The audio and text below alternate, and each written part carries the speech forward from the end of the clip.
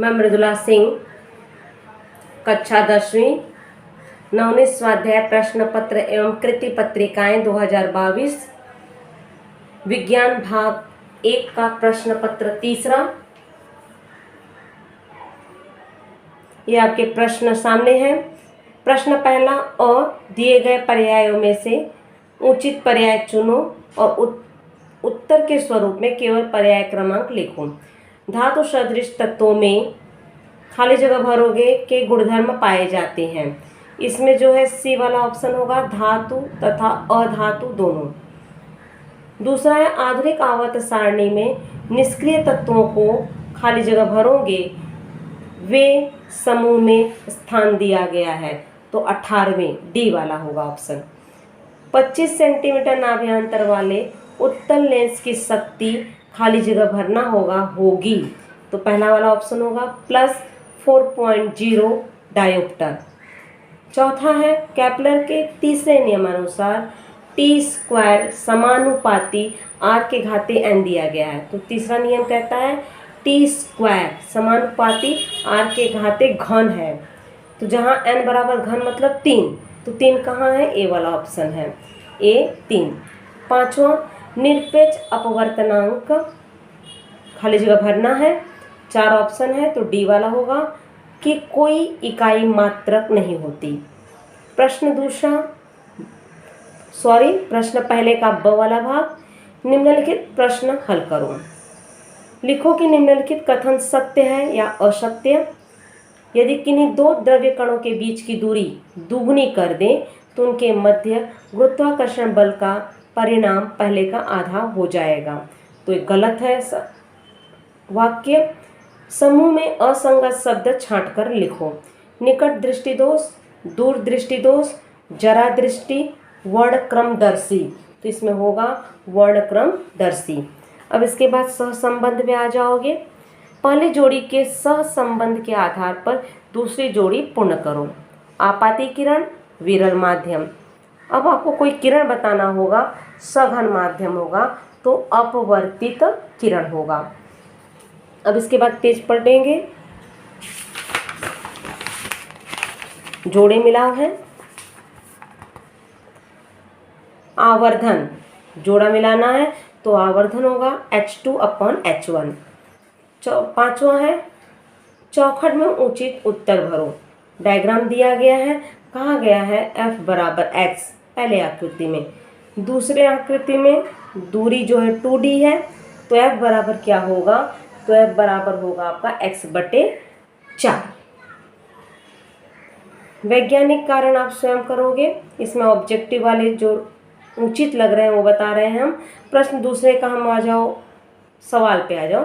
निरपेक्ष अपवर्तनांक, कांच का निरपेक्ष अपवर्तनांक, तो कांच है तो ग्लास होगा, तो n लिख के g लिखेंगे बराबर 3/2।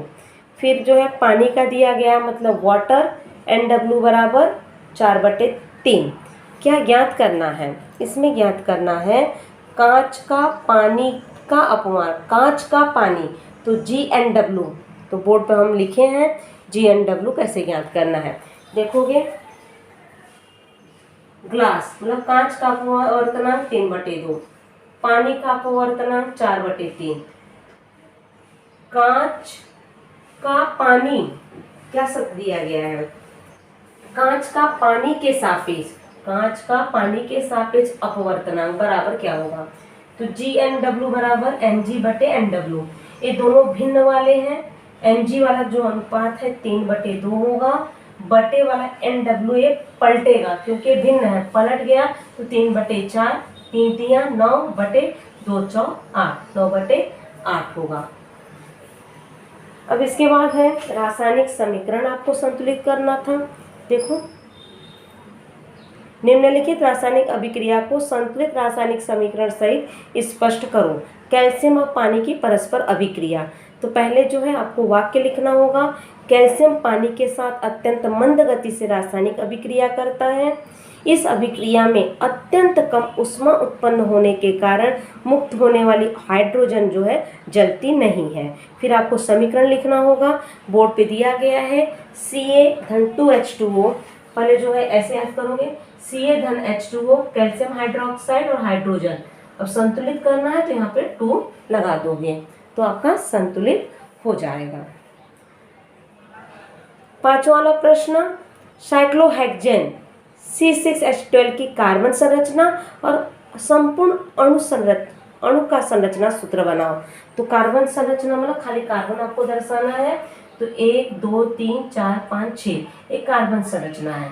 अणु संरचना, प्रत्येक कार्बन के 2-2 हाइड्रोजन है, इसके 2 हाइड्रोजन, इसके 2, इसके 2, सभी के 2-2 हाइड्रोजन। ये संपूर्ण अणु संरचना है।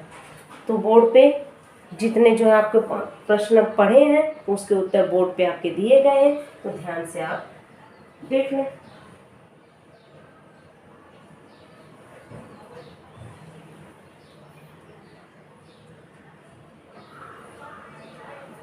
अब इसका स्क्रीनशॉट ले लोगे आप लोग।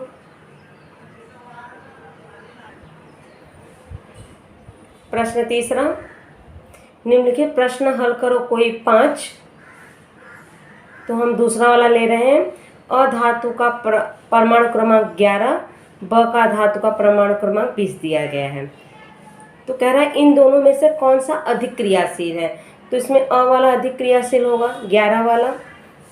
तो फिर कह रहा है धातु अ की तनु हाइड्रोक्लोरिक अम्ल के साथ होने वाली अभिक्रिया लिखो। तो अ वाला कौन सा धातु होगा, 11। 11 कौन से तत्वों का परमाणु क्रमांक है, सोडियम। तो सोडियम का तनु हाइड्रोक्लोरिक अम्ल के साथ अभिक्रिया होने पर क्या होगा, सोडियम क्लोराइड और हाइड्रोजन गैस मुक्त होगी। तो वहाँ पे देखोगे हम बोर्ड पे लिखे हैं, बोर्ड पे देख लोगे। फिर इसके बाद तीसरा वाला भी प्रश्न, निम्नलिखित आकृतियों का निरीक्षण करो, पूछे गए प्रश्नों के उत्तर दो। पहले एक्स वाला देखोगे, जितने गोले गोले दिए गए हैं कुल जोड़ोगे कितने हैं। तो शायद इसमें 11 हैं। पहली कक्षा में 2, दूसरे में 8, बाहर 1, 11। इसमें कितने हैं, 2 और 1, 3 हैं। तो 3 परमाणु क्रमांक किसका है, लिथियम का, और 11 किसका है, सोडियम का। अब आ जाओ, इसमें क्या दिया गया, तत्व एक्स और वाई पहचानो। तो एक्स हो गया सोडियम, वाई हो गया लिथियम। क्या ये तत्व समान समूह में पाए जाते हैं, हाँ। तो कहता है स्पष्ट करो, इनकी संयोजकता इलेक्ट्रॉन की संख्या समान है।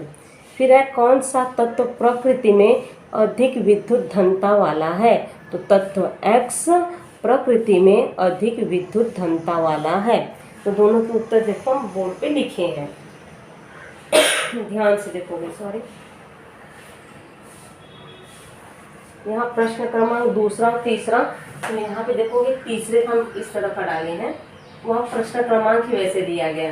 दूसरा जो है इस तरह से दिया गया, प्रश्न तीसरे का दूसरा ए है, प्रश्न तीसरे का ए वाला है। जिस तरह का प्रश्न क्रमांक डाला जाए उसी तरह से आप डालोगे। अब आगे वाला जो है थोड़ा सा मौखिक बता दे रहे हैं आप लोगों को। अब यहाँ पे देखोगे एक कृति, चौथा वाला तो कर लोगे। दिया गया निम्नलिखित कृति को पढ़ो, पूछे गए प्रश्नों के उत्तर लिखो। कृति एक क्या है, समान द्रव्यमान वाला लोहा, तांबा, शीशे के ठोस गोले लो। ये शायद उष्मा वाले पाठ से है आपका। कृति दूसरा है, तीनों गोलों को उबलते हुए पानी में कुछ देर के लिए रखो। फिर तीसरी है, कुछ समय बाद उबलते हुए पानी से बाहर निकालो, मोम की परत में रखना है। फिर चौथा है, प्रत्येक गोला मोम में कितनी गहराई तक धंसा है उसको देखना है। अब प्रश्न पूछ रहा है, इस कृति से पदार्थ के किस गुणधर्म का अध्ययन किया जाता है। तो इस कृति से पदार्थ के किस गुणधर्म का अध्ययन किया जाता है, बताओ।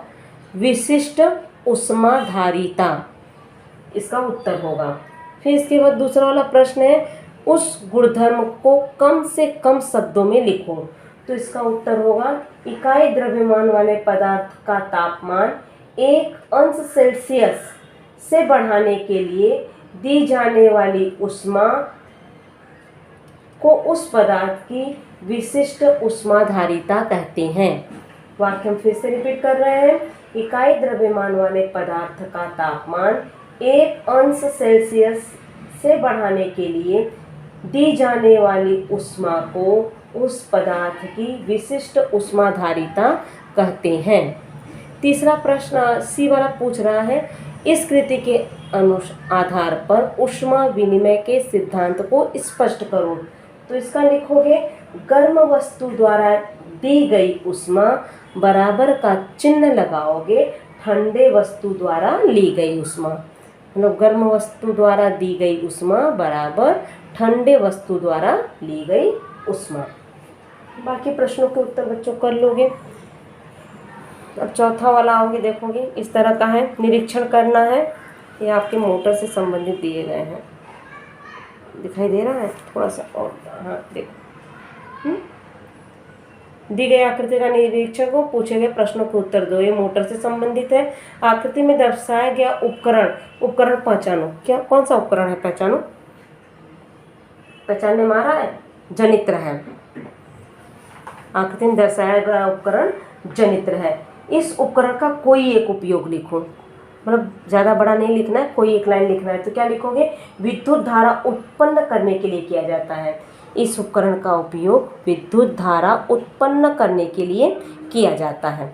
फिर इस उपकरण में ऊर्जा का रूपांतरण कैसे होता है, तो यांत्रिक ऊर्जा का विद्युत ऊर्जा में होता है। इस उपकरण में यांत्रिक ऊर्जा का रूपांतरण विद्युत ऊर्जा में होता है।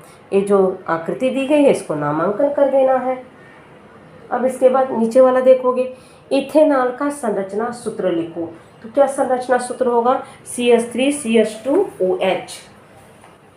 जब बोले तो इस तरह का होगा, जरा ध्यान दोगे, CH3CH2OH इथेनॉल, ठीक है।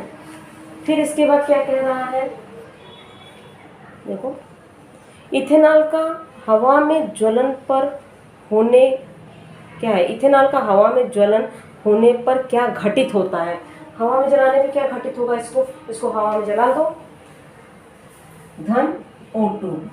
जब हवा में जलाओगे तो क्या होगा, कार्बन डाइऑक्साइड प्राप्त होगा और जो है पानी बाहर निकलेगी। मतलब 2CO2 धन 3H2O, बगल में प्लस करके आप लिखोगे, क्या लिखोगे, ऊष्मा और प्रकाश।